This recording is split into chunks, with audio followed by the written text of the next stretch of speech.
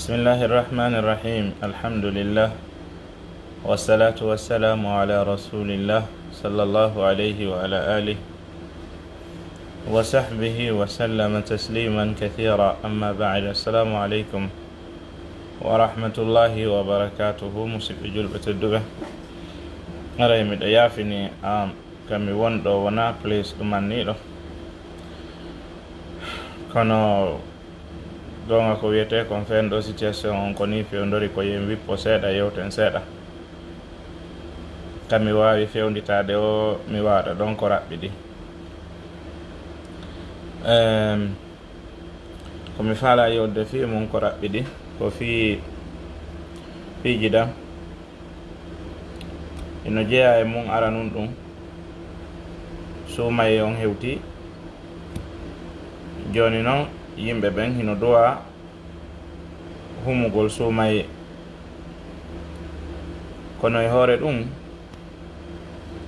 piiji goo no naata nder ton hino jeeya e ɗin piiji ɗon e ko hombo on tigi duwa humidude ko waɗi noon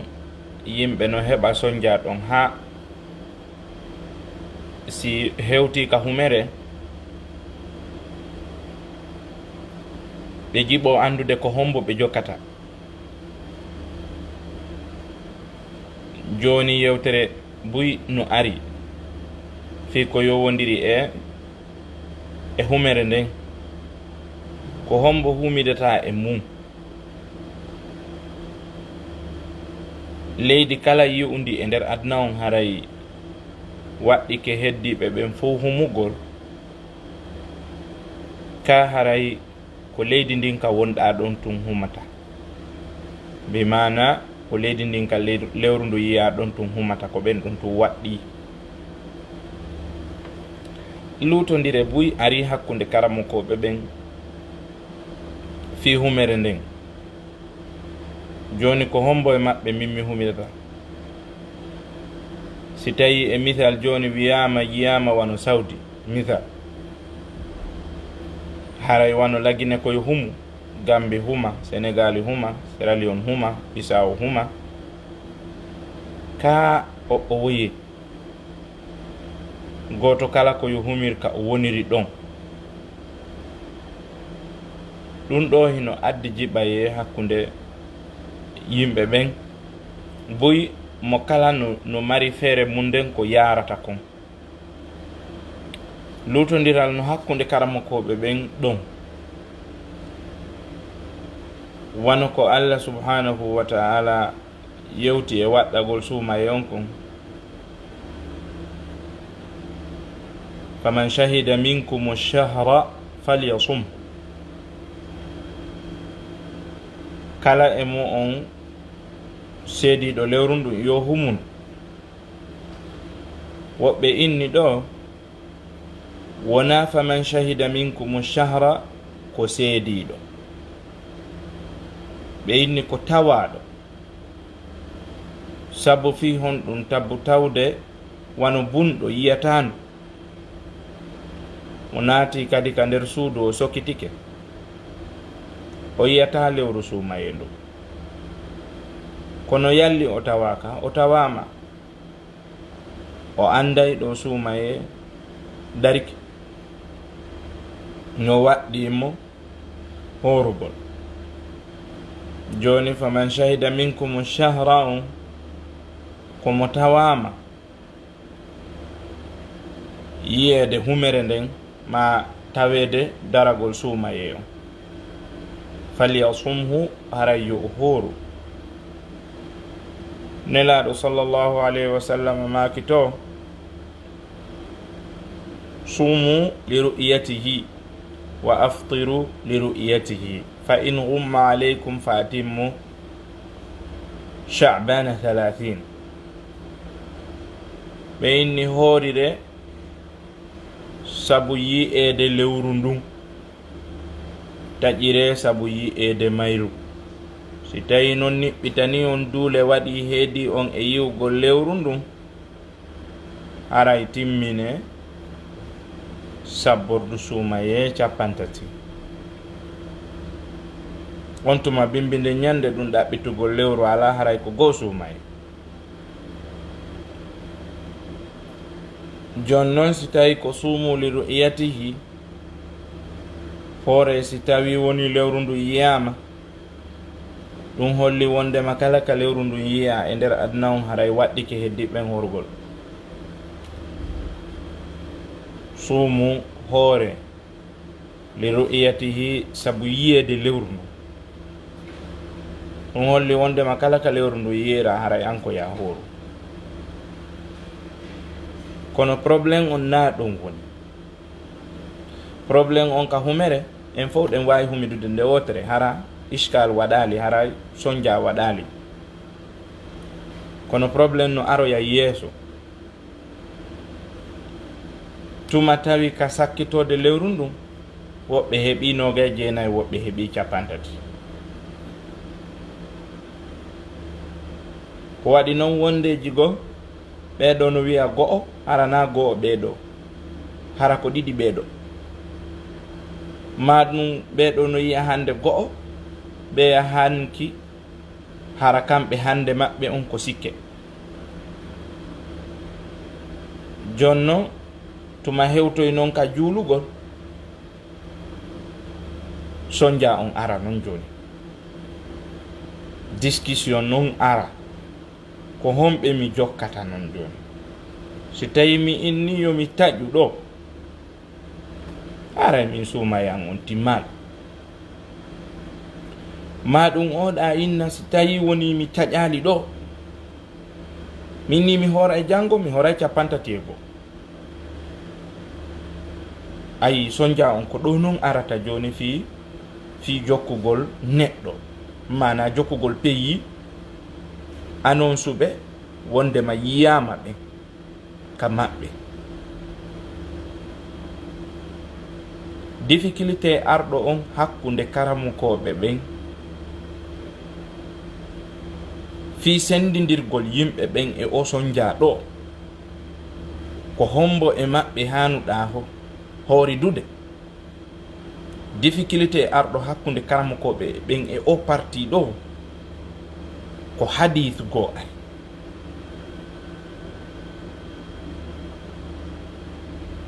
sonnajo sahabajo go'o neli goɗɗo e seydina muawiyata ibn abi sufyan e haaju makko kanko sonnajo o gorko nelaɗo ɗo yehi tawoy seydina muawiyata ibn abi sufyan golli ko nelakon gayni suumaye dari ton tayimo ton ɓe seedi lewru ndo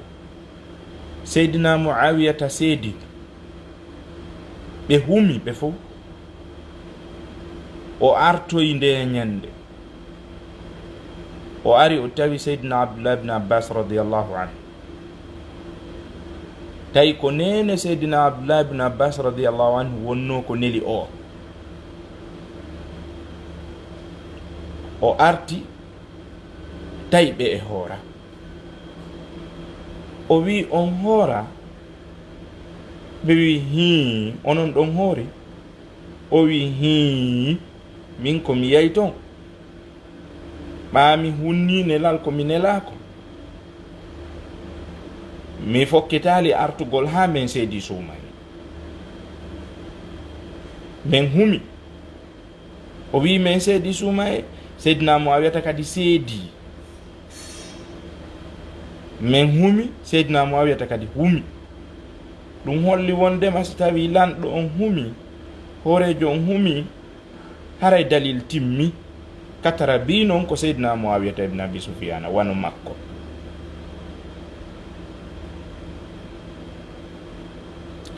seydina abdullah ibn abbas radiallahu anhu maki kamɓe ɓe hoorata ha tumantindu seeda nelaɗo maki si ɓe yiyo ɓe hooru ɓe hoorirta sabu ɓe to hoori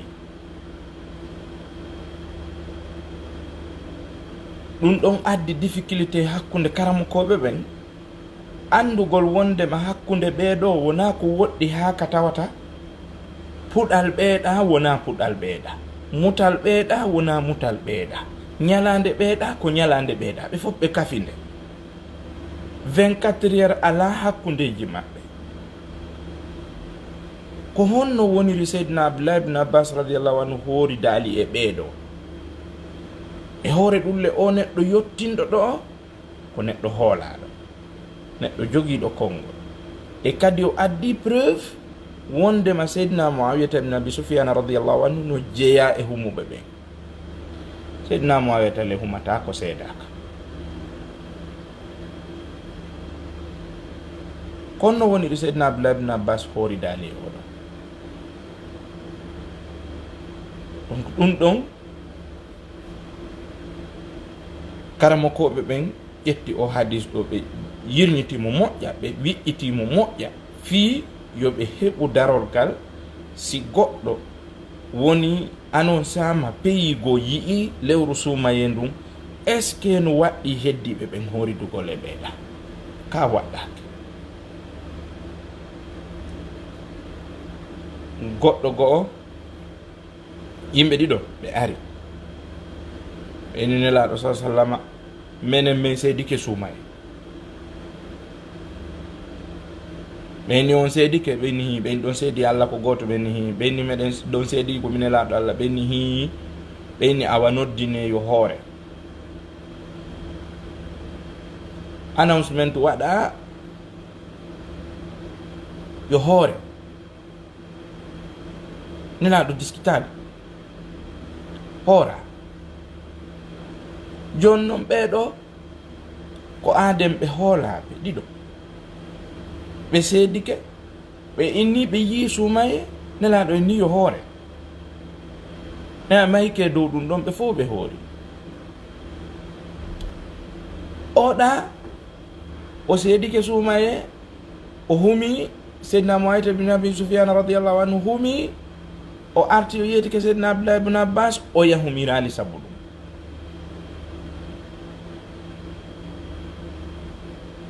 Donc yewtere nden no hakkunde karamokoɓe ɓe moƴƴa fi o masala. O masala ɗo lutodiral makko ngal ko gila e ɓen sahabaɓe ha hewti e me'en enen hani ha ka wonɗen ɗo. Karamokoɓe moɓidirali o masala ɗo, ɓe fotti e makko wonde makko ngol lawol ɗo rewata, ɓe mana si yiyama hoori do e ɓeɗo e fottali e ɗum ɗo. Masala on mo yaaji e mo satti e mo debata e muɗum, kono ɓe heɓali darorgal final sen taƴugol wi'a ko ɗo wono ton. Hara ɓe fof ɓe fottani ɗum ɗon, ala ɓe fottanali ɗum ɓe fof. Mo kala noon no adda pehe mum ɗen, si tawi lewru sumaye ndu yiyama ko honnu woni ko duwaɗa wadde. Woodi yaaruɓe wondema si tawi peyigo yi haray ɓe heddiɓe fof no hani ka hoora. Deke haray on peyi ɗon ko peyi julɓe, ma ɗum yiwɓe ɓen ko yimɓe julɓe, ko hoolaɓe, ɓe addi seedeji ɗin, preuve on tabiti wondema lewru sumaye ndun darike, haray no waɗɗi ko heddi ko fop horugol. Woɓɓe yaari ɗon, woɓɓe go yii waɗɗaki, si woɓɓe go yii probléme ala, yo ɓen ɗon horu, ɓen ɗon kañum no waɗɗi ɗum, kono an waɗɗakima horugol jokkugol ɓeeɗa. Joni noon ɗum no heddi hakkunde maɓɓe kamɓe karmakoɓe ɓen. Kono ɗum faalaɗen wiide Cheikh Muhammad bin Saleh al Uthaymin rahimahullahu ta'ala, ɓe holli ka defte maɓɓe wondema an neɗɗon ko ya jokku peyima mo wonɗa e mum o, terto o difficulté ɗa fop, terto ngal lutondiral ɗa fop sorto nder ko ɗum ɗon ko golle karamo ko ɓen noon an sa ukkike nder nden dunere ɗon a ƴawata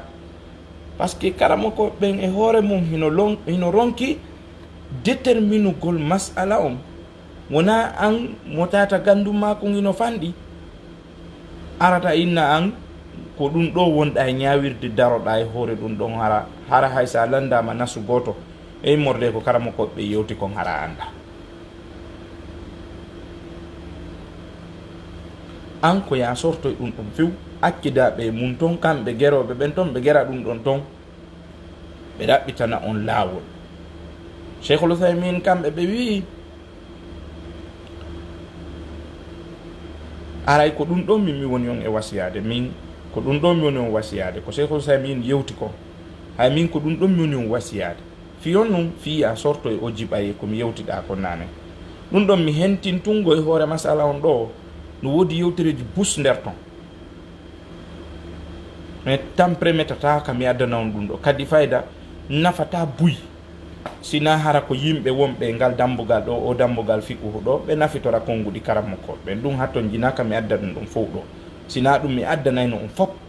mi addanayno mo kala ko wowli e dalilaji ko addi ko honnugo ruttiri dalilaji oɗa ɗin ko honɗum waɗi so jiccini ɗum ɗa oɗa kadi ko honɗum addi ko honɗum woni dalilaji makko ɗin ko honɗum ruttiri oɗa ko honɗum woni ko waɗi so jiccini ɗum ɗo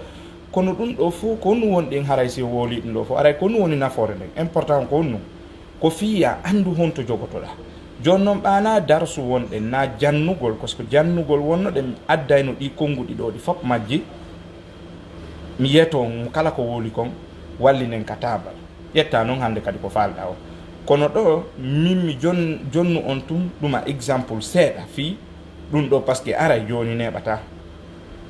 kisan a nanay joni yimɓe ɓen no wola Saudi yi Saudi yaali karen yi ene Saudi yi kono menen ka pays amen ɗo yiyaka joni ko honno men guerrata ko ɗum ɗo min mi faala ya ɓorto e ɗum Cheikhul Uthaymin ɓe maki woya jokku pays ka wonɗa ɗon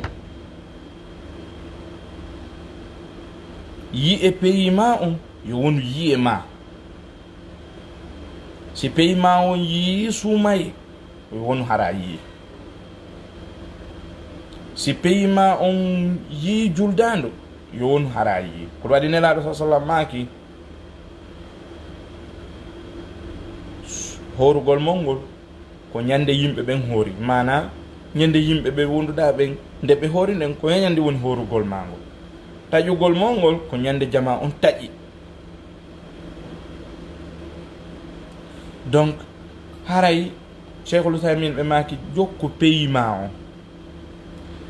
yi e pays ma on yo wonu yi e ma on si tawi ɓe inni ɓe yi ka leydi ka wonɗa ɗon horo si ɓe inni ɓe yi ka leydi ka wonɗa ɗon taƴu ñande pays ma on hoori wo horu nden ñande ñande pays ma on taƴi wo taƴu nden ñande premièrement si tawi defono nder ton si faljere no ton ɓe humini on ka duwaka an a ɗofti an a landetake fi si ɓe taƴini on ka duwaka an a landetake fi ɗum ɗo a ñawetake fi ɗum fi goto landotako makko honɗum waɗi taƴuɗa ñalande kaari ko pays ma on wi on taƴu on taƴi si defono toon faljere no toon si bakkatu no toon ɗum ko hakkude maɓɓe Allah toon kamɓe ni on ñaam kamɓe andi on to ɓe tippi ha ɓe wi on ñaam ka horugol kadi kamɓe andi on to ɓe tippi ha ɓe ni on horo jokku ɓen ɗon ko ɗon woni a heɓata difficulté par ce que ɓen ɗon kamɓe wonduɗa ɓen ka leydi ka wonɗa ɗon liggue islamique on e nder leydi ndin ɗon ɓe horintama balɗe 30 ko ɓe horinte ko 29 juulo ñande 30 ma ɓe horine 30 juulo ñande goo kono ɓe horintama 31 ɓe taƴintama kadi ñande 27 andi ala probléme ala difficulté ala sonja jonnon an ka si tawi hawro yi pays ma on yiye mum on ko yiye Saudi yi donc Saudi annonce wondema jango ko go sumaye pays ma on kadi ligue islamique on annonce jokku ligue islamique ma on c'est kamɓe ɓe jokki Saudi an hiɗa mari ka yaltira an ala probléme si tawi Saudi annonce kamɓe kadi ɓe annonce ɓaawo ɓe yii jokku pays ma on si tawi pays ma on yi'ali kono Saudi yi Saudi annonce yo hoore kamɓe kay ɓe wi ɓe jokki Saudi ɓa ko ɗon dina kam tubbi jokku pays ma on na Saudi jokkuɗa ko pays ma on donc ñande pays ma on juuli o a juulay ñande pays ma on humi wo a humay ɗo haray a sortike probléme min noon ko ɗum ɗon mi wasiyoto par ce que min ko ɗum ɗon min mi waɗata pays kala kami woni leydi ndin kala kami woni ɗon ko ɓen ɗon ñande ɓe hoore nde mi jokkata non ho laaligo min lan ƴettire dalil ko konngol Cheikh Ousaymin ngol mi woni jokkude par ce que ɓen ɗon hiɓe andi ko honɗum waɗi si ɓe wowli ɗum ɗo ko wano mi yetorno on nane non ko yaltingol ma e probléme e débat ko yani hakkunde karama ko ɓen fi o masala ɗo gila e sahaba ɓen ha hewti ka wonɗen ɗon hande solution makko heɓaki few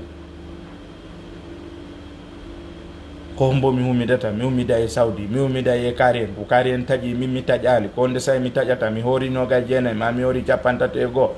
ɗum ɗo fof si a jokki pays ma on ala probléme ala difficulté fus goto ala ko landoma jango donc haray wasiyan on jokku pays mo wonɗa e mum on yiye ɓen ɗon on yo wonu yiye ma ka humugol yiye ɓen ɗon on yo wonu yiye ma ka taƴugol ɗo ala probléme par ce que no wona joni Amérique no wawi wonde exemple ma Europe tawa jangol ngol no tiiɗi neige no jippade immoyo ɗo daɓɓi to lewru ronkondu yiide few ko ɗum nelaɗo maki fa in humma aleykum sayni ɓitani on waɗi duule heedi on e lewru ndu yiigo lewru ndun timmine 50 sabborde suumaye nde ñande hiɗon andi ko goo jon noon an ka woɓɓe go yii Amérique ma Europe ma laggine ma sarlo ma ɓeɗo e ɓeɗo ɓeni ɓe jokki Saudi ma ɓe jokki on pays yiwɗo ɗo wona e Égypte ma ɗum Maroc ma Algérie ma ɗum si faɗin ɗon ɓen ɗon yi tum ɓe inna ɓe jokka e ɓen ɗon ma ɗum o e joni Sierra Leone inna jokki laggi par ce que laggine ko pays kawtal maɓɓe donc 24 heures ala hakkude hay heure goto ala hakkude maɓɓe donc si tawi laggine yi ko yi e sarlon si sarlon jokki laggine ɗum ala probléme si ko ɗon wonɗa wonu ka wonɗa ɗon jokka mo jokkuɗa on ɗum ko leydi ndi wonɗa e mum ndi par ce que si tawoyi an a jokki leydi ndiɗa misal joni a jokki Saudi misal an hiɗa ka pays ka wonɗa ɗon pays ma on horaligoy kamɓe ɓe wolali ɓe inni yo hoore an a jokki Saudi joni noon Saudi yahoy ha timmini kañum 50 hawroyi noon pays ma on nde ñande ko 29 andi a timmini 50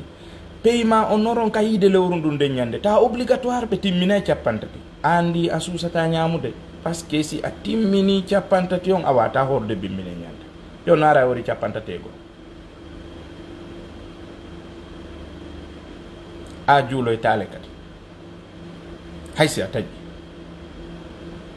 joni noon evitugol ma si faɗiɗo fof ko si tawi hawri a yaadi e pays ka wonɗa ɗon ko ɗo wata daɓɓe itan haray on tigi yo jogito ɗum ɗon o ɓorto e tampere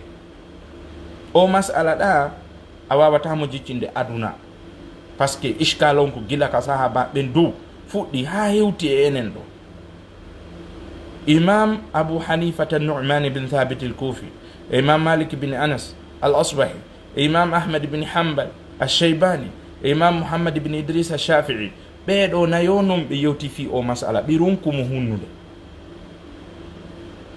donc min e ma en watamo hunnugol parce que mo kala e maɓɓe adda woni dalil ha ɗo wiya min ko ɗum ɗo mi yi si oɗa addo e dalil o ni ko ɗum ɗo mi yi a wata hinude oɗo ko woli kon na gonga ko wiyata ko an ko ɗo yiiɗa daroɗa ɗon oɗa kadi inna min kadi ko ɗum ɗa mi yi mi daro ɗon joni noon so konguɗi heɓike ɗiɗi ma konguɗi tati ma konguɗi nayyi heɓaki hay nokku ka dari ko mboye maɓɓe jogata e ɓeɗo fole ko karamokoɓe ɓeɗo fole addi dalilaji mo yiɗa sikka kanko ɓuuri marde gonga donc andi a heɓata ka daroɗa si saha baɓɓe lutodiri a wawata heɓude ka daroɗa on ko honɗum woni solution ma koko cheikhul uthaymin maki ko wondu e pays mo wonɗa e mum on si ɓen ɗon yi humere suumaye si ɓe yi juulugol juulu ɗo goto ala landade wano mi wiruma noon ɓe julnatama capantatigo abadan ko 29 ma capantati nayi ɓe julnatama capantatigo abadan koye ɓe hoorine ha capantati ɓe ina juulu goo ma ɗum ɓe hoorine 29 ɓe ina juulu capantati kono ɓe natama ya horu capantatigo juula ñande ɗiɗi hakkil jaɓata ɗum kono noon si a jokki woɓɓe tawi on darorɗe lewru mon ɗum hino lutodiri a heɓa yo probléme ɗo ko imma taƴa yonali ma ɗum taƴa ko feƴti donc il faut wattane yilay ɗum ɗo moƴƴa ɗum ko toɓɓere aranere nden toɓɓere ɗimmere nayi mo yi suumaye lewru suumaye ɗum misal konno woni o janggata o ɓe haray ko yo janngu du'a allahumma ahillahu alayna bil amni wal iman wassalamati wal islam rabbi wa rabbuka allah oɗo du'a no joli ɓeyna koye a janngu oɗo kono no yiiɗa wona wonde makko ko waɗɗi sa janngali kadi ay wonde a nanguitirtake fi ɗum fi suumaye ko beruɗum ɗum tum joni noon si tawi ko sikke weetata na yaha horu sikke dey o interdit horugol sikke nelaɗo sa sallam maki kala neɗɗo gonɗinɗo allah e ñalande sakkitinde nden o taw o adoro suumaye balɗe ɗiɗi korka o taw adoro suumaye balɗe ɗiɗi korka bimana nayo horu balɗe ɗiɗi ñande tati on ta ko go suumaye nayo waɗu idan nayo on tigi horu sikke ko yo felliti joni noon siɗa faala yaltugol e probléme o ka horugol sikke konno gueɗata ko ya waalodu e anniye si tawi janngo ko korka on no suumaye a hoori si tawi wona suumaye a yiɗa marno anniye ma o fi hondu waalodanta e anniye ko fiiɓa a anda si tawi lewru ndu yiyetake nder jemma on joni noon wetoya tun hawra ko suumaye ara noon a waalodano e anniye nelaɗo noon no maki man lam yubayyit siyama min alleyli fala siyama lahu kala mo fiɓali anniye immorde ka jemma wondema janngo o hooray si weeti bimbi o hoori haray o ala korka kono woni ɗum ɗo misal joni janngo ko sikke tabitali taw est ce que janngo ko hooretede par ce que lewru ndu yiyaka taw joni noon min mi juula gueƴe tun mi waalo mi ɗanoro noon imma wano ronkere ma ŋorre ma muusu ɓandu ma goɗɗum heɓilan dow mi waalo ɗum law mi ɗano mi waalo dali anniye e nder jemma on résultat yaltoya wondema ene lewru ndu yi'irama nokku kaari wowlama ka radio ta no mimmiɗa nokke wowlama ka télé ta mimmiɗa nokke goɗɗo findinali ɗon kadi peut être no gasara ko min tu wonɗon nde ñande déjà donc wetoya noon bimbi hana mi taalikoje taw mi lando oɗa e oɗa e oɗa wena ko suumayde mene meɗen hoori joni noon min mi walodano yanniye kono ɗum mi duwa wadde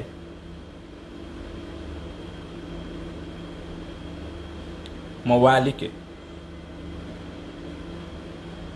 o ɗanike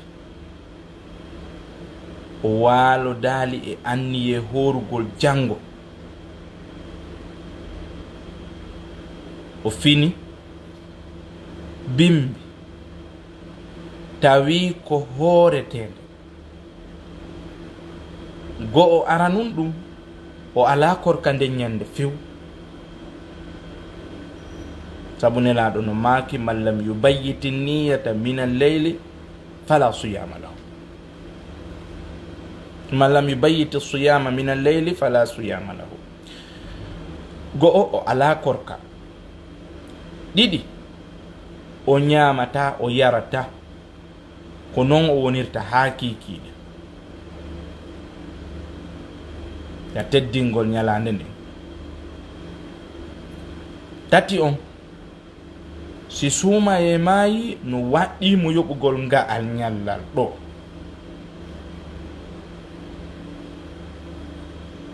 donc waalagol e angal wondugol e anni e horugol janngo ɗum ko ella non jano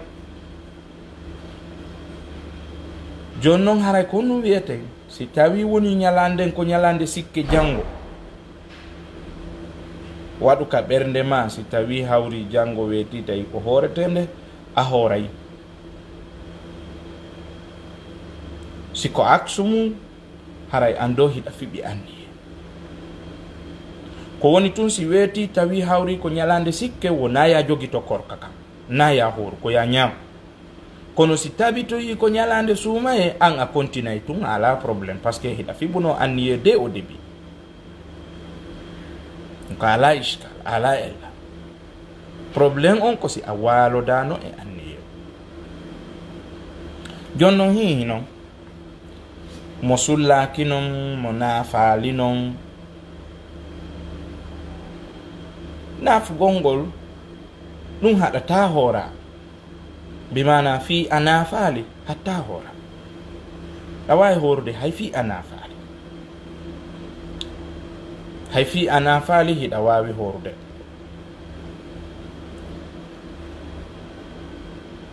ko woni naafugol ngol ko sunna mo mari nafoore kadi mo yaadude e korka kan abuna sallallahu alaihi wasallam maaki man soma ramadana imanan wa ihtisaban ghufira lahu ma taqaddama min dambi kala horɗo suumay wondude gonɗinal e tamaw yoɓoyede ñande dargal o yafante dunumbaji makko ɗi nelaɗo maaki kadi man qoma ramadana kala dariɗo ka lewru suumaye mana o naafi imanan wondude gonɗinal wahti sabane tamaw yoɓoyede yawmal qiyama ghufira lahu ma taqaddama min dambi o yafante dunumbaji makko ɗi ko addini kon fop idan aray juulugol ngol naafilo ngon ko sunna kono fi a naafaali ɗum hatta hora bal haysi a juulaali geeƴe hara a waaloro wasama kala tu waɗɗa kep desiduɗa ok ya fowto gokkon si ɓuroy ɗo seeɗa immoɗa juula geeƴe tun ɗanoroɗa ɗon a finoyi wo ko subaka juula ɓay ɗum no heɓa yimɓe goo sabu ronkereta mo woni exos e nder ñallal ngal o golli o yangike o tampi o hewtata mo ronki o looto o ñaama o namodi yo soɓɓindo ɗo gokkunni o immo o juula geeƴe o waɗa fip o finoydeta subaka juulama andi suma e naati o juulano noon geeƴe fi o juulano on geeƴe ɗon hatta o hoora par ce que ko piiji ɗiɗi sertude julde nden ɗano no à part korka kanɗa hino à part mi mana e ngo sengo ɗo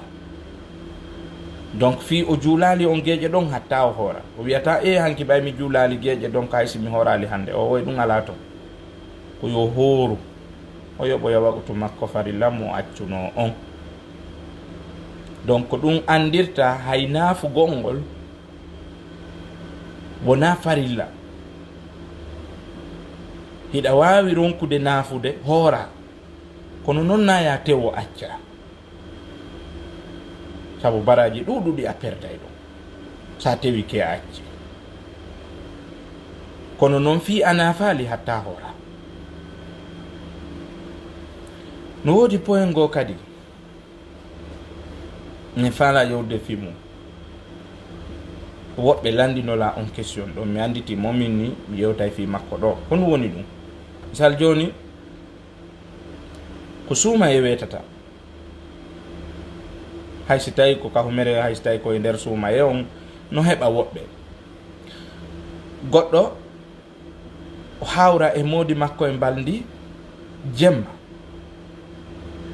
ara subaka hewali koy jemma ka nder jemma ɓe yiida e mbaldi ha gasa o waalo ɗon haraw lootaki janaba o finoya ta subaka juulama